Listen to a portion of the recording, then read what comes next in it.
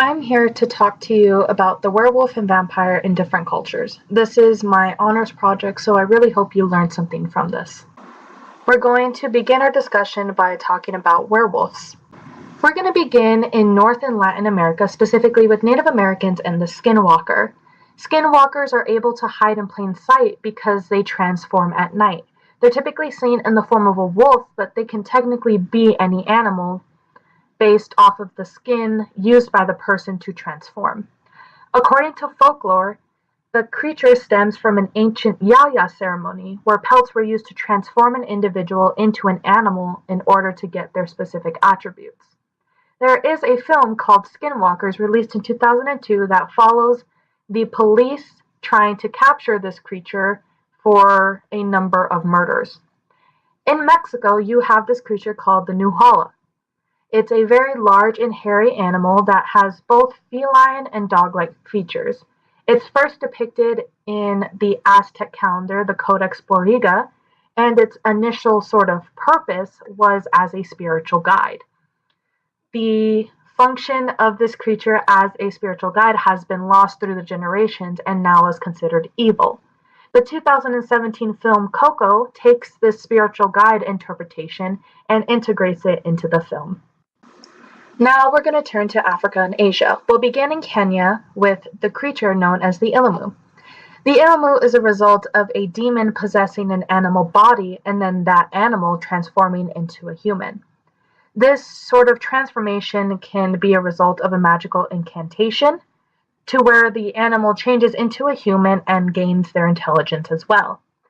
According to some stories, it's possible for this creature to transform into a person, kill that person, and take over their life and live as a human.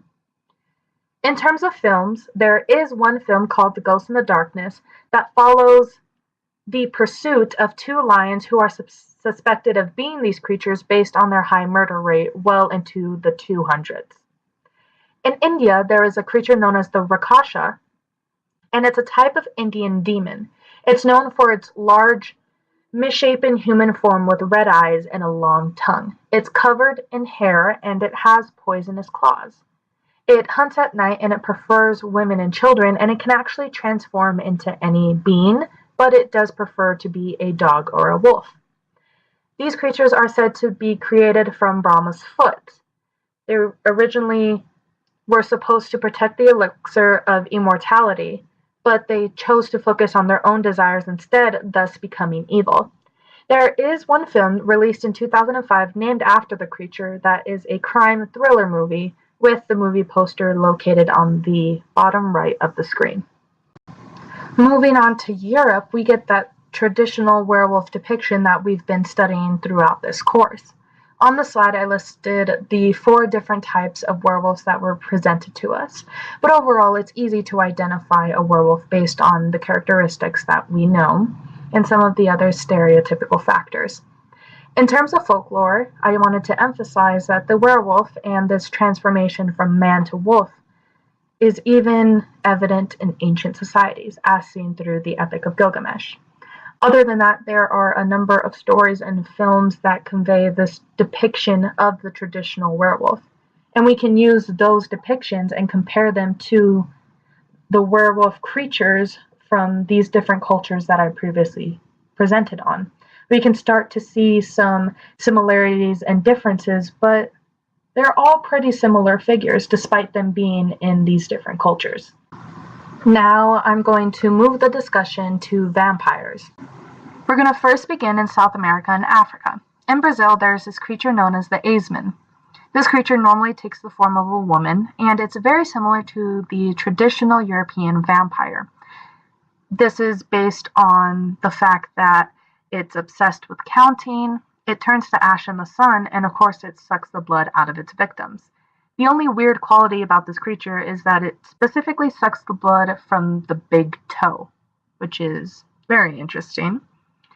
In terms of folklore, this creature is said to be responsible for spreading diseases throughout the community, and there are no known depictions in films. Now, moving on to Africa, in Ghana specifically, the Asasa Bonsam is a type of demonic predator. It's winged, it has very sharp teeth, and its feet are hooked so it can capture people and suck their blood.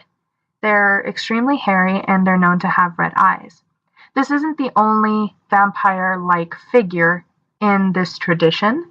There's also those that relate to the other types of vampires that were presented in class. In terms of folklore, the story of this creature has been passed down orally, so many of the details have been lost through time. But it is known that this creature is known to sit on top of trees, pull their victims up into the trees using their hooked feet, and eat them alive. There are no available movie depictions. Now moving on to Asia and Australia with the two creatures who I believe are the most interesting out of this whole presentation.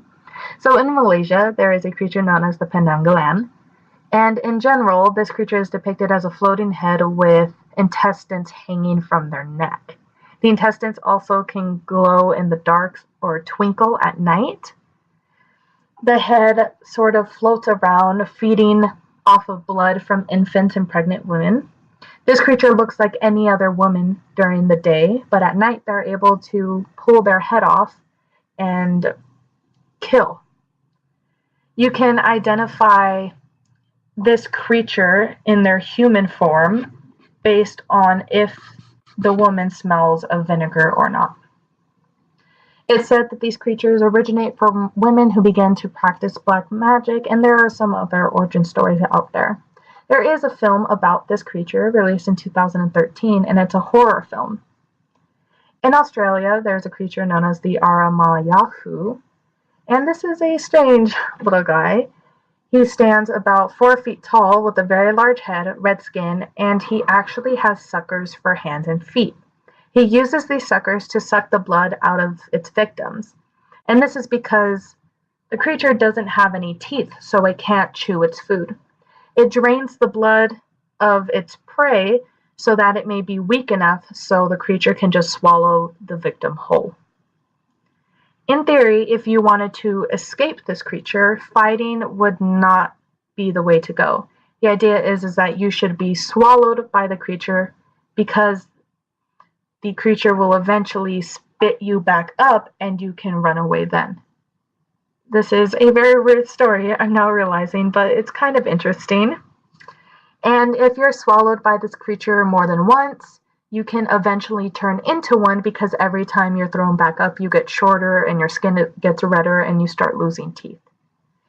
The purpose of this creature is to warn children to stay close to their parents or close to other people. And there are no film depictions.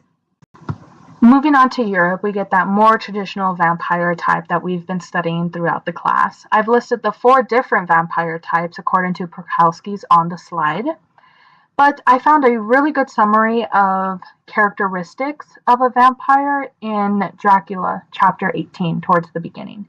It sort of just lists it out point by point and even tells you what to do if you're being affected by a vampire in some way.